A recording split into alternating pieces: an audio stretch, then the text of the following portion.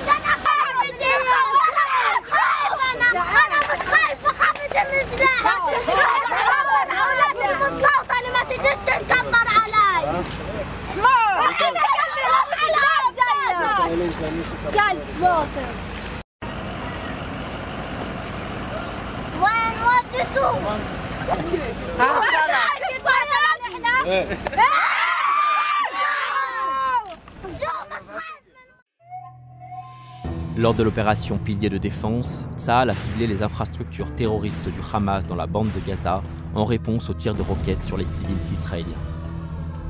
Depuis l'opération, le Hamas a renforcé son arsenal d'armes. L'organisation terroriste est aujourd'hui en possession d'environ 10 000 roquettes et missiles. Le Hamas fabrique la plupart de ses armes à l'intérieur de Gaza, mais certaines proviennent d'Iran. La roquette Qassam, munie d'une ogive de 9 kg, peut frapper jusqu'à une distance de plus de 17 km. La roquette Grad améliorée, munie d'une ogive de 45 kg, peut frapper des cibles situées jusqu'à 48 km de Gaza. Elle met en danger plus d'1 million d'Israéliens. La roquette M75, dotée d'une ogive de 60 kg, elle a une portée de 75 km. Comme le Fajr 5, une autre roquette du Hamas, est l'une des plus dangereuses roquettes en possession du Hamas et menace la vie de 3,5 millions d'Israéliens. Les roquettes du Hamas menacent environ 40% de la population d'Israël.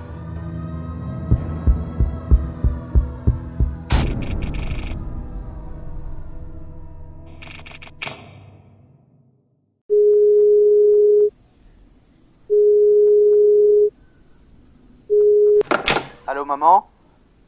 Ouais, je rentre à la maison.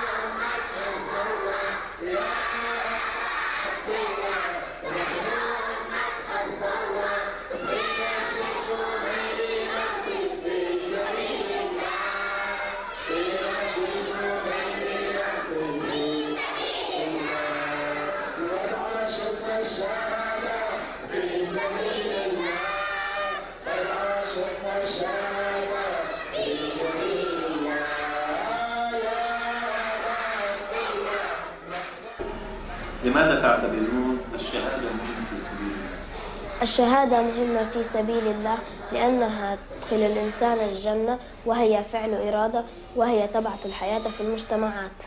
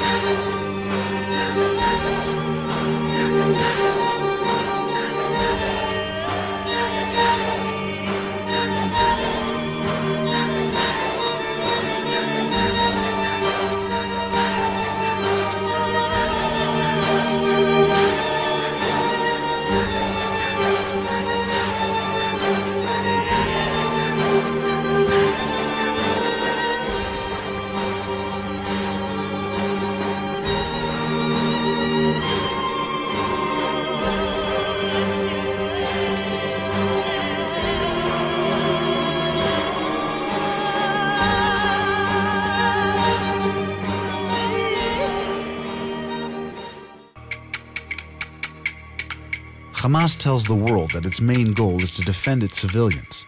The evidence tells a different story.